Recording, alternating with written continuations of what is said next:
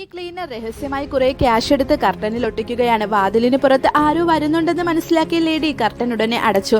Boss വന്ന് നോക്കിയപ്പോൾ പണം കളവ് പോയെന്ന് മനസ്സിലായി. അവളെ സംശയം തോന്നിയ ബോസ് ബോഡി ഗാർഡിനോട് അവളെ പരിശോധിക്കാൻ ഉത്തരവിട്ടു. പക്ഷേ അവർക്ക് ഒന്നും തന്നെ കണ്ടെത്താൻ കഴിഞ്ഞില്ല. തുടർന്ന് CCTV ക്യാമറ ചെക്ക് ചെയ്യാൻ ബോസ് പറഞ്ഞു. എന്നാൽ ആ ഫുട്ടേജിൽ അയാളുടെ ബോഡി ഗാർഡ് ഒരു ഗോൾഫുമായി പോകുന്നതാണ് കണ്ടത്. ഈ അവസരം മുതലാക്കി അവൾ ബോഡി ഗാർഡിന്റെ ബാഗിലേക്ക് പണം ഇടുകയും ചെയ്തു. ബോസ് ബാഗ് പരിശോധിച്ചപ്പോൾ അതിൽ നിന്ന് പണം കിട്ടുകയാണ്. കോപാകുലനായ ബോസ് അവിടെ നിന്നും പോവുകയാണ്.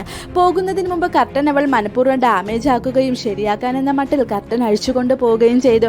ശേഷം അവൾ വീട്ടിൽ തിരിച്ചെത്തിയപ്പോഴേക്കും അവളുടെ ബോസ് അവിടെ ഉണ്ടായിരുന്നു. ബോഡി ഗാർഡ് കർട്ടൻ തുറന്നു നോക്കിയപ്പോൾ അതിനുള്ളിൽ പണം ഒന്നും തന്നെ ഇല്ലായിരുന്നു. പകരം ബോസ് നിയമവിരുദ്ധമായി നടത്തിയ ആക്ടിവിറ്റീസിന്റെ ഡോക്യുമെന്റ് ആയിരുന്നു. ഇത് കണ്ട ബോസ് ദേഷ്യത്തോടെ എന്തിനാണ് ഇതെല്ലാം ചെയ്തതെന്ന് ചോദിക്കുകയാണ്. അപ്പോൾ അവൾ ഈ കമ്പനി തന്റെ പിതാവിൻ്റെതാണെന്നും ഇയാൾ അത് തട്ടിയെടുത്ത് ആ കമ്പനിയുടെ ബോസായി മാറിയതാണെന്നും പറയുന്നു. തുടർന്ന് ആ ബോഡി ഗാർഡ് അയാളെ തള്ളി താഴെയിടുകയാണ്. യഥാർത്ഥത്തിൽ ആ ബോഡി ഗാർഡ് ഇയാളെ അറസ്റ്റ് ചെയ്യാൻ വന്ന പോലീസായിരുന്നു.